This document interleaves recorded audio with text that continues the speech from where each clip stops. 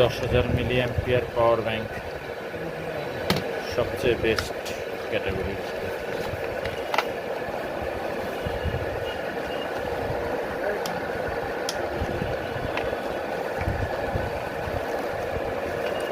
এই পাওয়ার ব্যাংকটা কেন নেবেন জানেন? এই পাওয়ার ব্যাংকটার বৈশিষ্ট্য হলো আপনার ফাস্ট চার্জিং শো করে যে কোনো ফোনে। আপনার কি ফোন এটা?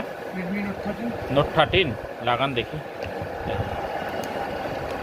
লাগান কেবল দিয়ে।